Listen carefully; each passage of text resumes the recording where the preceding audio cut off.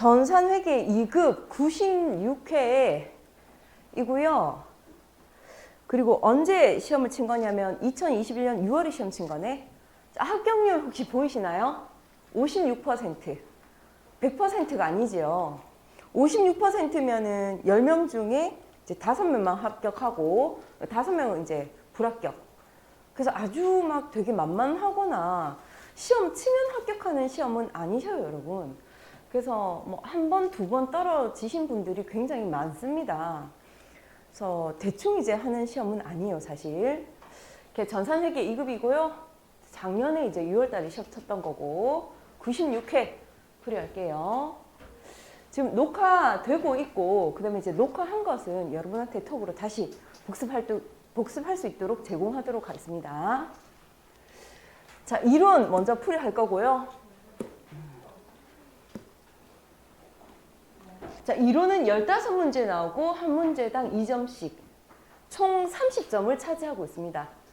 물론 이론 빵점 맞고 실기에서 70점 맞으면 합격이지만 그게 조금 불가능합니다. 이론 없이 실기 문제를 풀 수가 없고 그리고 반드시 실수를 할 수 있거든요.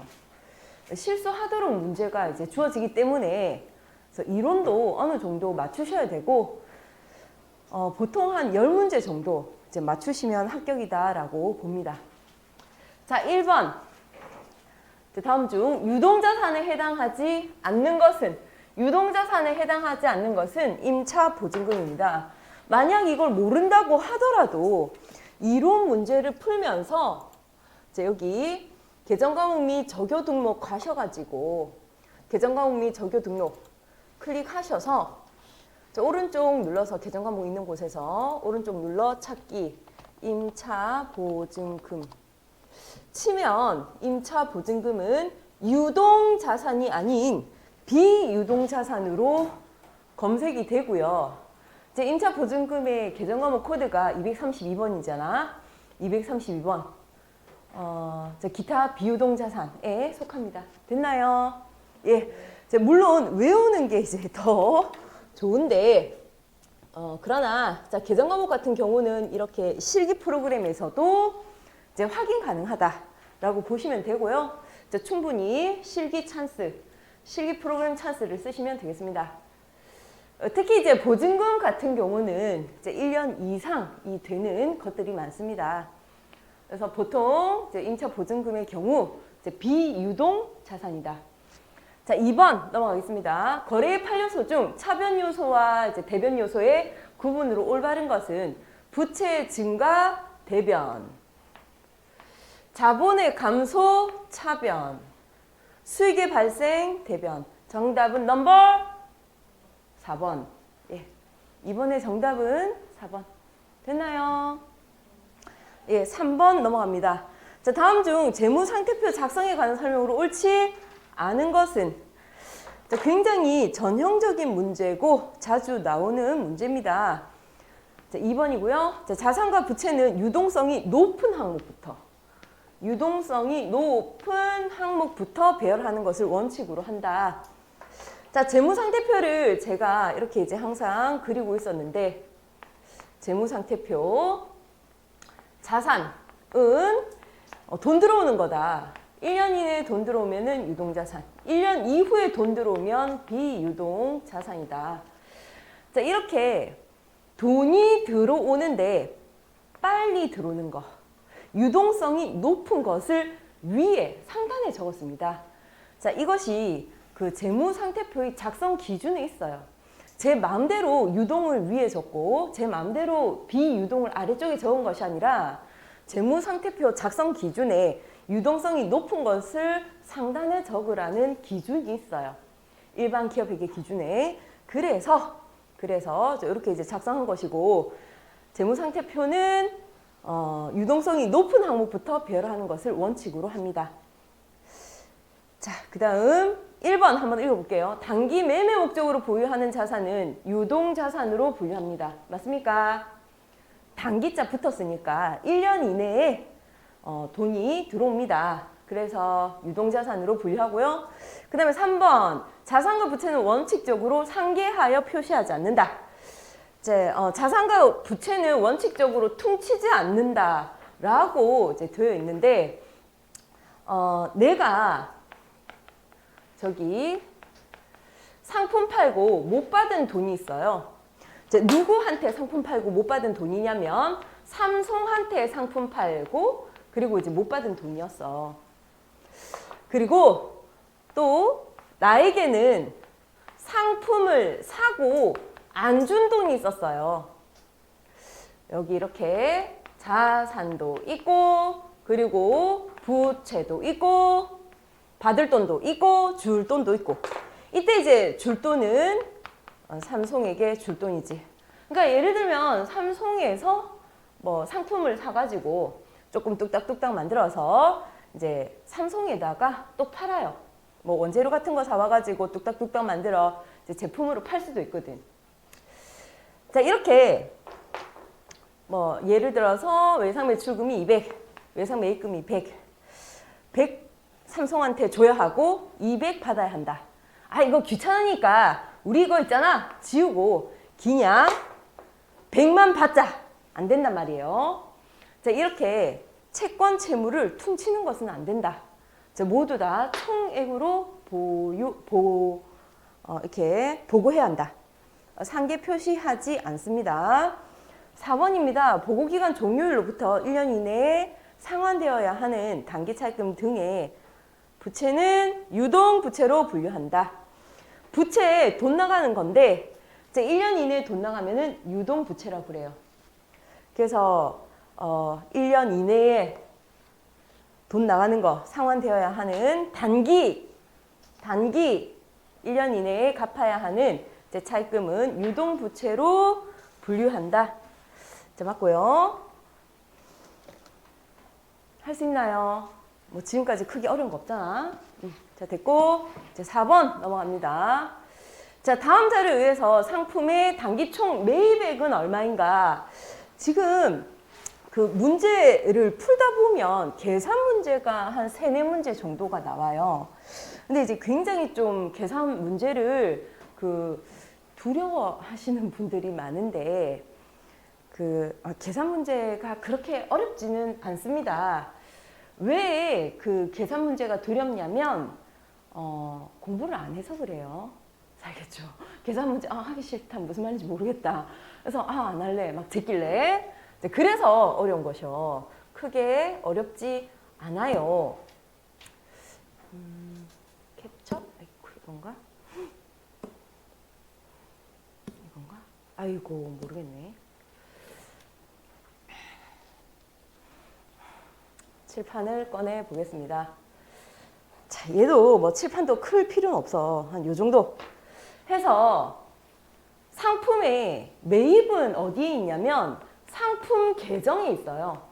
상품 계정에 상품 매입액이 있다.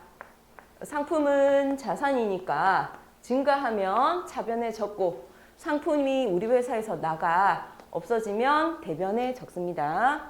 상품이 어떨 때 이렇게 증가하냐면요. 작년에 팔다가 넘어왔어. 작년에 다 못 팔아서 올해 넘어온 것을 기초상품 재고액이라고 그래요.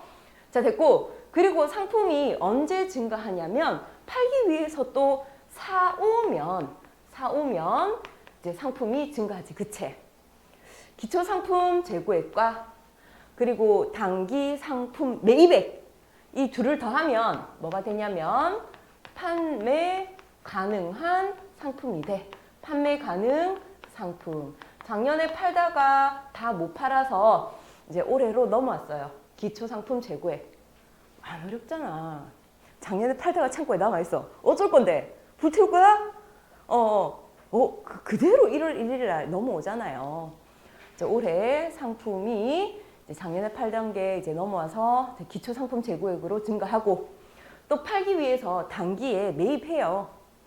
이 둘은 상품 가능, 판매 가능 상품이라 그래. 판매 가능 상품. 판매 가능 상품이고, 자, 그리고 판매 가능한 상품. 판매 가능한 상품은 두 가지야. 팔렸거나 아니면 남아있거나. 그래서 창고 가서 디벼 기말 상품 재고액. 기말 상품 재고액 남아있는 거 빼면 모두 다 팔렸다고 보자. 팔리면 무엇이 되냐면 매출에 대한 원가가 돼요. 팔리면 매출에 대한 원가. 그래서 뭐 단기 총 매입액은 얼마인가, 기말 상품 재고액은 얼마인가 이런 거 물으면 이 그림을 그리시면 돼요. 자, 기초 8만 원이고 그리고 기말 4만 5천 원, 창고 가서 디볐더니 4만 5천 원 남아있대. 그리고 팔린 게 얼마냐면 16만 원. 저기 대변은 20만 5천 원이고요. 맞나요? 예, 20만 5천 원. 그래서 이제 8만 원을 빼면 얼마냐면 18만 5천 원. 미안하다. 12만 5천 원. 맞나요? 예, 12만 5천 원인데 자, 이때 이제 주의해야 돼. 12만 5천 원. 20만 5천 원에서 8만 원 빼면 12만 5천 원인데 12만 5천 원이 얘들아 뭐냐면 순매입이다. 순매입. 순이라는 말은 뭔가가 빠져서 순이 돼요. 총 매입액에서 총 매입액 상품을 총 매입액에서 상품을 매입해서 이제 총 매입액에서 순이 되려면 3개가 빠져야 돼. 매입하면서 내가 매입한 물건에 불량이 있어 다시 돌려보낸 거 매입 환출을 빼야 되고, 매입하면서 불량이 있어 값을 깎은 거 애누리를 빼야 하고, 그리고 매입하면서 이제 외상대금을 내가 빨리 갚네. 그래서 할인받은 거 매입 할인을 이제 빼요. 그러면 뭐가 되냐면 순 매입액이 돼요. 그래서 총 매입액과 순 매입액은 다르다. 총과 순은 다르다. 그래서 이제 총 매입액에서 이 3개를 빼야 돼. 자, 이때 지금 순 매입액이 12만 5천 원이란 말이에요. 그래야 차변과 대변이 맞지. 자, 됐고 그러면 순 매입액이 12만 5천 원인데 매입 애누리 2만 원. 자, 얘가 2만 원, 2만 원. 순 매입액은 12만 5천 원. 문제는 총 매입액이 얼마인가 물었어. 이때 밑에서 위로 올라갈 때는 부호가 바뀌면 돼요. 총에서 빼면 순이 되는데 순에서 총으로 가려면 부호가 바뀌면 총이 됩니다. 이제 따라서 이제 12만 5천 원에서 2만 원을 더 해야겠지. 밑에서 위로 올라가려면 부호가 바뀌면 돼. 그래서 정답은 몇 번이냐면 넘버 1번. 자, 14만 5천 원 되겠습니다. 됐나요? 예. 할 수 있어요.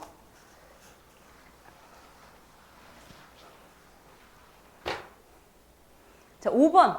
자, 현금으로 지급되었으나 계정 과목과 그 다음에 금액을 확정 지을 수 없을 때 일시적으로 사용하는 계정을 무엇이라 하는가? 자, 가지급금이 되겠습니다. 가지급금. 현금으로 입금되었으나 계정 과목과 금액을 확정 지을 수 없을 때 처리하는 계정 과목은 가수금이에요. 그 다음에 이제 미수금은 일반적인 상거래 외에, 미수금은 일반적인 상거래 외에 거래에서 이제 물건을 팔고 그리고 안 받은 돈, 미래 받을 돈을 미수금이라고 그래요. 자, 외상 매입금은 상품을 사고 그리고 안 준 돈을 외상 매입금이라 하고, 선급금은 계약금을 먼저 줬을 때 선급금이라고 하죠. 맞나요? 예, 넘어갑니다. 자, 6번입니다. 계정 잔액의 표시로 옳지 않은 것은?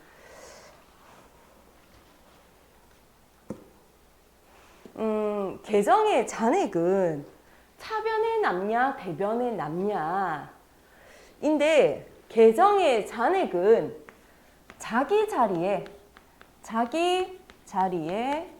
잔액이 남아요. 자산의 자기 자리는 차변, 자산의 자기 자리는 차변, 그리고 부채의 자기 자리는 대변, 자본의 자기 자리는 대변, 수익의 자기 자리는 대변, 비용의 자기 자리는 차변. 그래서 이제 우리가 재무상태표, 재무상태표, 손익계산서 합친 것을 그려보면 이 자리에 잔액이 남는다라고 보시면 됩니다. 자, 예수금은요, 부채입니다. 부채. 선생님, 예수금이 부채인지 몰랐어요. 그러면 이제 여기 실기 프로그램 찬스, 계정 과목 및 적요 등록 들어가셔서 이제 예수금을 찾아 오른쪽 눌러가지고요. 예수금을 이제 찾기 해보면 254번 여기 있거든. 254번 유동 부채 있잖아. 그래서 실기 찬스를 이제 충분히 활용하시면 됩니다. 그래서 부채는 자기 자리가 대변이고, 여기 대변에 자리, 자기 자리 맞으니까 잔액이 대변에 남는 거 맞고요. 이제 토지는, 땅은 우리 회사의 재산. 이제 토지는 자산이니까 잔액이 차변에 남아야지. 옳지 않은 것은 2번. 그 다음에 이제 보통 예금도 자산이니까 차변에 잔액이 남아야 하고, 외상 매입금은 부채, 매입했는데 외상이래. 샀는데 외상, 빚이야. 그러니 대변에 이제 자기 자리에 잔액이 남습니다. 그리고 확인을 한번 해보면 여기 합계잔액 시산표 있잖아. 재무상태표와 손익계산서를 뭉쳐놓은 표가 뭐냐면 합계잔액 시산표예요. 그래서 합계잔액 시산표에 가서 숫자를 12월 달로 조회해보잖아. 그러면 봐봐. 그 현금 같은 경우에 지금 잔액이 여기 차변에 다 남아있다? 현금, 잔액, 여기 잔액. 그리고 보통 예금도 잔액이 다 차변에 있잖아. 맞나요? 예, 대변에 잔액이 없어. 차변에 잔액이 있어. 그렇고요. 자, 그 다음 이제 자산은 이렇게 이제 되어 있어요. 불편스럽다. 자, 이렇게 이제 되어 있고, 대손 충당금은 자산의 마이너스 항목이기 때문에 마이너스 자산이라서 잔액이 대변에 있는 것이고, 그래서 자산의 잔액은 자기 자리인 차변에 잔액이 남아있는 걸 확인할 수 있습니다. 부채는 자기 자리 대변에 잔액이 남아있고요. 자본도 대변에 남아있고, 상품 매출 수익이니까 대변, 비용은 자기 자리 차변이니까 차변에 잔액이 남아있어요. 됐나요? 예. 그래서 잔액은 자기 자리에 남는다 라고 보시면 되겠습니다. 할 수 있죠? 많이 안 어려워요. 자, 7번 넘어가겠습니다. 그래서 6번의 정답은 넘버 2번. 자, 7번 갈게요. 당기, 올해 발생한 비용 중 차기분 내년 거를 내년으로 이제 미루는 이유로 올바른 것은 차기분을 내년 거. 그러니까 4월 1일 날부터 3월 31일까지 무엇을 줬냐면 임차료를 줬어요. 임차료 12개월분 임차료를 줬어요. 120. 돈이 다 나가서 모두 다 현금 120 나가서 모두 다 비용으로 처리했는데 이 안에는 내년 게 포함되어 있다. 1, 2, 3개월. 맞나요? 그러면 3개월만큼은 없어지셔라. 내년에 돈 벌기 위해서 내년에 비용으로 인식되어야 하는데 올해 모두 다 비용으로 인식되었으니 내년에 돈 벌 때 관련된 비용으로 인식되어야 하는데 이제 여기 좀 올해 걸로 이제 해져 있으니까 이제 인식되어 있으니 저희는 먼저 준 비용이다. 성급 비용 30 이렇게 이제 하시면 됩니다. 이게 수익의 이연이에요. 비용의 이연이에요. 비용의 일부 내년 거를 3개월치를 미룬다. 비용 없어지시고 그리고 이제 먼저 준 비용이다 라고 하면서 인식하는데요. 그래서 이제 내년 거를 3개월 분을 이렇게 내년의 비용으로 미루는 이유는 내년에 돈 벌기 위해서 내년의 비용으로 인식되어야 돼요. 그래서 차기분을 이연하는 이유는요, 이제 수익과 비용의 대응 때문에 그렇습니다. 그래서 내년에 3개월 돈 버니까, 그러니까 3개월 돈 버는 거에 대해서 비용으로 인식해야 된다. 자, 8번 넘어가겠습니다. 자, 다음 거래를 회계 처리하였을 때 차변 또는 대변에 기록하는 계정 과목이 아닌 것은 상품을 주문받고요. 주문을 받았지 저기 상품이 매입된 건 아니셔요. 그래서 주문, 계약, 그리고 채용, 담보 제공, 뭐 상품을 매입하기로 하고 그리고 메일을 보냈다. 뭐 거래 명세서를 메일을 보냈다. 자, 이런 것은 회계상 거래가 아니기 때문에 이제 분계 대상이 아니고요. 다만 매입하기 위해서 계약금을 미안하다. 팔기 위해서 받았네. 파는구나. 주문을 받고 그래서 팔기 위해서 현금으로 계약금을 받았어요. 먼저 받은 계약금을 뭐라고 하냐면 선수금이라고 그래요. 그래서 선수금, 현금, 선수금, 현금. 3월 2일 날 주문받았던 상품을 이제 팔았대. 이제 상품 매출하죠. 자, 이익 붙여서 상품을 팜. 그 금액이 얼마냐면 200이라고 이렇게 이제 적혀 있고요. 그 다음에 이제 상품 200 팔고, 저번에 먼저 받았던 선수금 40만원 빼고요. 이제 나머지를 어음받았네. 그치. 나머지를 어음받았다. 그래서 어음받으면 지금 받으럼 쓸 수 있어요? 계정 과목을? 어음받았으니까 지금 받으럼 할 수 있어요? 할 수 있잖아. 상품이잖아. 그치? 상품이기 때문에 받으럼 할 수 있다고. 받을 어음. 그래서 받으럼 받았어요.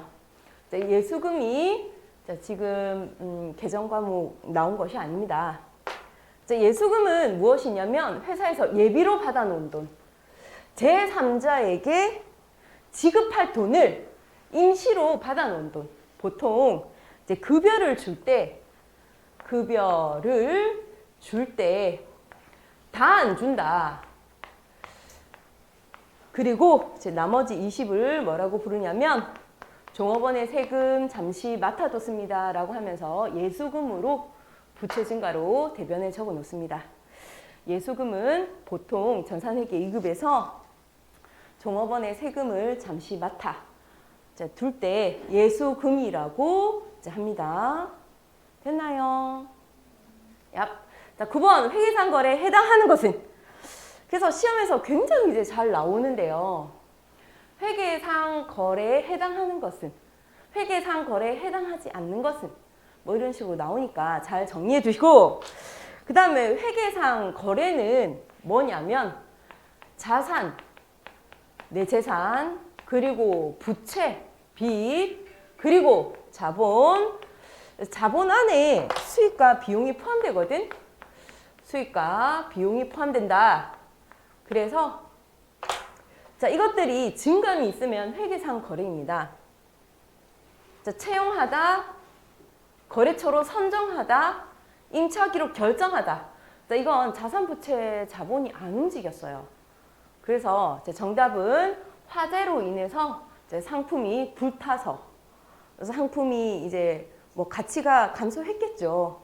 자, 아니면은 소실됐거나. 자, 그래서 이제 상품의 자산이 움직였기 때문에 정답은 1번이에요.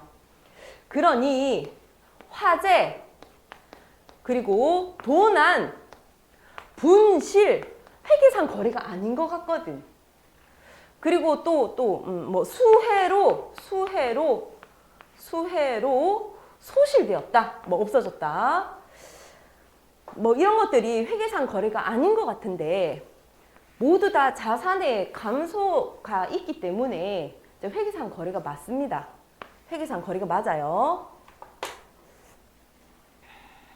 됐나요? 얍. 지울게. 자, 10번.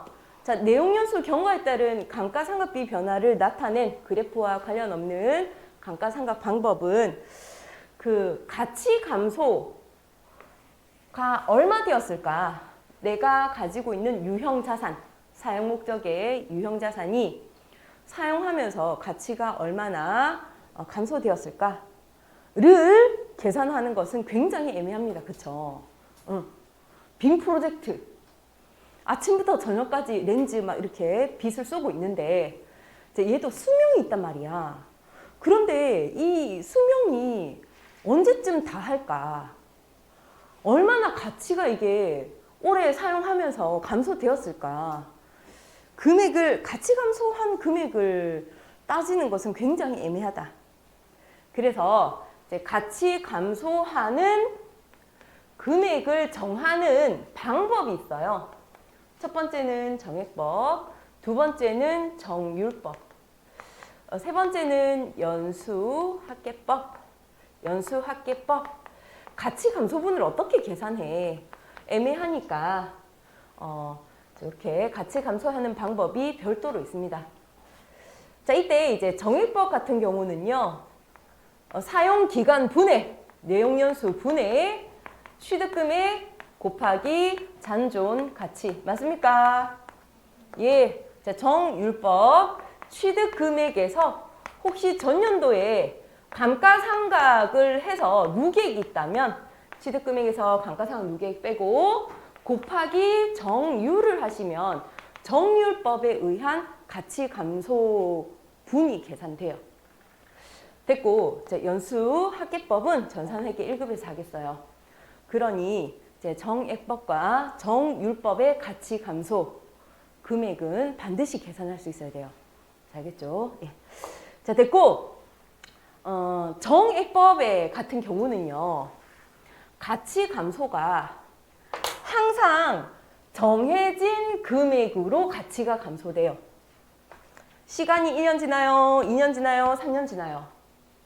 자, 이랬을 때 감가상각비는 가치 감소하는 금액은 항상 일정해 정해진 금액으로 가치 감소시킨다. 첫 번째 해에도 뭐 이렇게 50만 원 감소시키고, 두 번째 해에도 가치 감소를 50만 원 감소시키고, 세 번째 해에도 50만 원을 가치 감소시켜요. 이게 정액법입니다. 자, 정액법을 제외한 정율, 연수합계법, 그리고 이중체감법이라는 것도 있어요. 이중체감법으로 가치 감소를 계산하는 방법도 있어요. 이렇게 이제 세 개는 첫 번째 해에는 가치 감소를 굉장히 많이 시켰다가 두 번째 해에는 조금 시키고 가치 감소를, 세 번째 해에는 또 가치 감소를 더 적게 시키고, 네 번째 더 적게. 자, 이러는 것이 정률, 연수합계법, 이중체감법이에요. 됐나요? 예. 매년 같은 금액 50만 원을 가치 감소시키면 계산도 편하고 말이야. 응? 좋은데 왜 이런 것들이 생겨가지고 우리를 골치 아프게 할까? 더 공부를 많이 하게 할까? 하면 얘들이 더 바람직하기 때문이다. 이유는 뭐 비품이나 차나 건물이나 처음에 돈 많이 벌거든요. 차 예를 들면 처음에 샀을 때는 고장이 안 나고 쌩쌩 잘 나가. 그러다가 그렇게 이제 첫 번째 해에 돈을 많이 버니까 거기에 대응되는 비용도 많이 잡자. 가치 감소분도 많이 잡자. 다음 해에는 다음 해부터는 엔진 오일도 갈아줘야 되고, 뭐 기름칠도 해야 되고, 그리고 뭐 타이어도 달아 있는 거 이렇게 교체해야 되고, 자 하면서 이제 돈 버는데 기여를 좀 적게 해요. 첫째 해보다. 그래서 이제 두 번째 해에 이제 가치 감소분이 이제 뚝 떨어지지. 가치 감소분이. 이제 돈을 이제 적게 버니까 비용도 적게 인식하자. 해서 나온 것이 정률, 연수학계법, 그리고 이중체각법이다. 됐나요? 예, 그래프 그림을 잘 보고 계셔요. 잘 보시면 되고요. 자, 다음 넘어갑니다. 그래서 정답은 몇 번이냐면 예, 4번 D입니다. D. 정액법은 그래프가 이렇게 생겼어요. 정액법은 항상 내용 연수마다 같은 금액으로 같이 감소시킨다. 자, 정답은 4번입니다.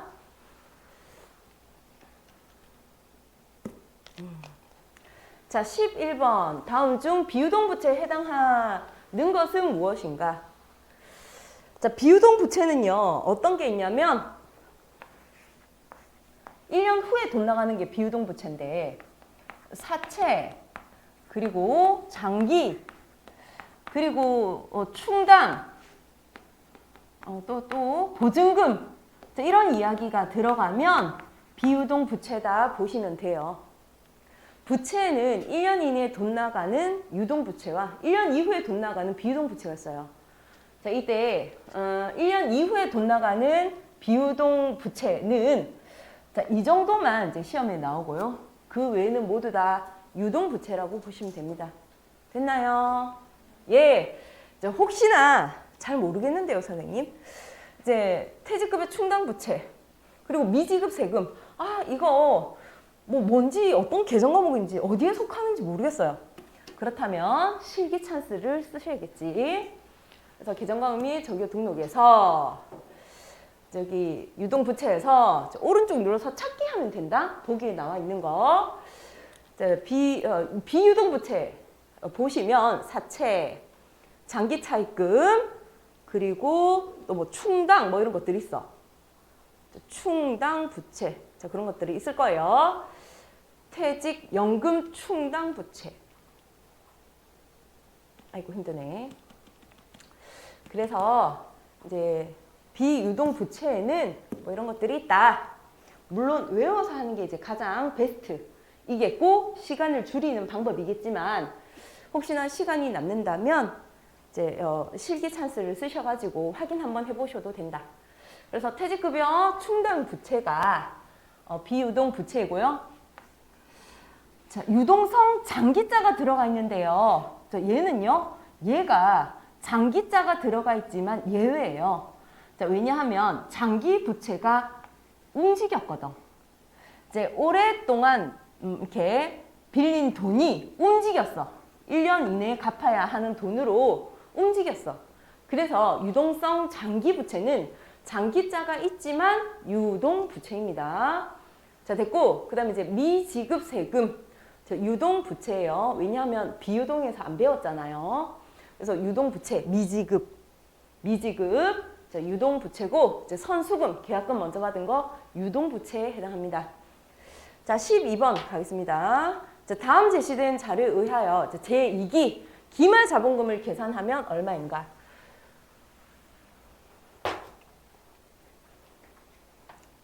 자, 이런 기초 자본금, 기말 자본금, 그 다음에 수익 나오고 비용 나오고 그러면 그림 그리셔요. 그림 그리셔서 문제 푸시면 되는데 문제가 꼭 나온다 보시면 됩니다. 1월 1일 재무상태표, 그리고 12월 31일 재무상태표. 다시 말해서 기초 재무상태표, 기말 재무상태표예요. 됐나요? 그리고 그 사이에는 뭐 하냐면 우리 회사가 돈을 벌지 1월 1일부터 12월 31일까지 돈 번다. 자, 됐고요. 자, 그 다음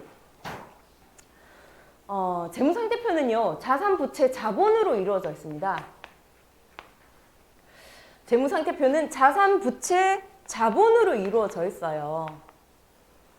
기말 자본, 기초 자본, 이렇게 이제 말할 수 있고, 그 다음에 손익계산서는요, 이제 수익과 비용을 빼면, 수익에서 비용을 빼면 당기순이익이지.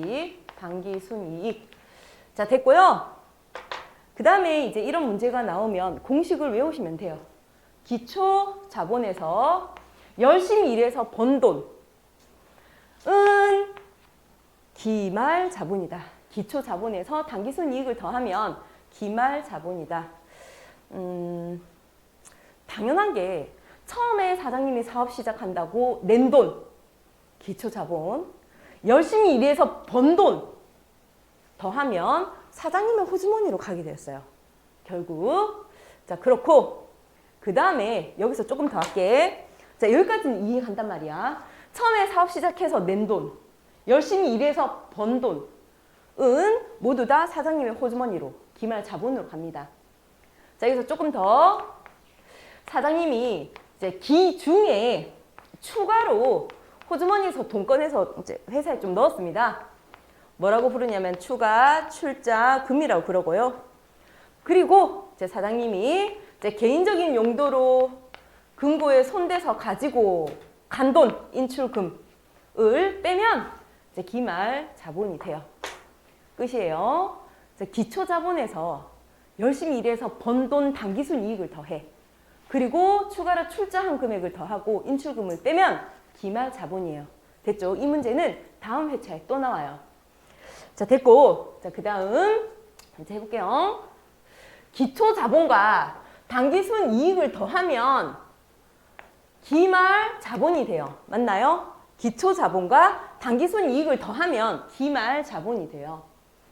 지금은 추가 출자금이나 인출금이 없잖아. 다음 회차에서는 추가 출자금, 인출금이 나온다고. 자, 됐고.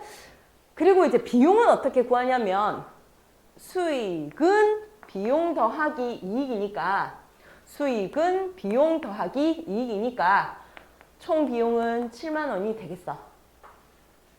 됐나요? 예. 자, 그 다음에 이제 2기로 넘어갑니다. 자, 문제는 이익이 기말 자본금이지.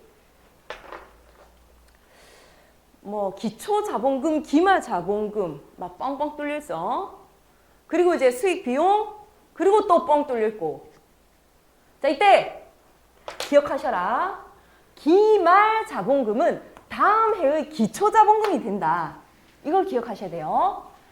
전년도에 마지막에 남아있는 기말 자본금은 뭐냐면 다음 해의 기초 자본금이 된다. 자, 됐고. 기초 자본금 더하기 이제 당기순 이익은 기말 자본이야. 자, 이때 이제 당기순 이익은 얼마냐면 이제 수익에서 이익을 더하면 미안하다. 비용에서 이익을 더하면 수익이 되지. 그러니까 순이익은 7만 원이고 7만 원 더하기 기초는 예, 기말 자본금이 돼요. 됐나요? 여러분 이거 내용을 이해하면은 할 수 있어. 이제 계산 문제라고 너무 부담 갖지 말고 지금 12번 하고 있는데 15번 이제 세 문제 남았거든. 금방 풀 때니까 조금 힘내자. 금방 쉬게 해줄게. 힘든가요? 괜찮네. 뭐 계속 해볼게 그럼. 지워도 돼요. 지울까? 얍.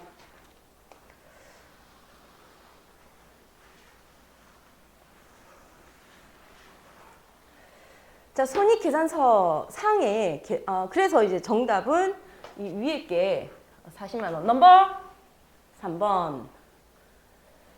자, 넘어갑니다. 자, 손익계산서 상의 계정 과목 중 영업의 비용에 해당하는 항목은 영업의 비용, 이자 비용.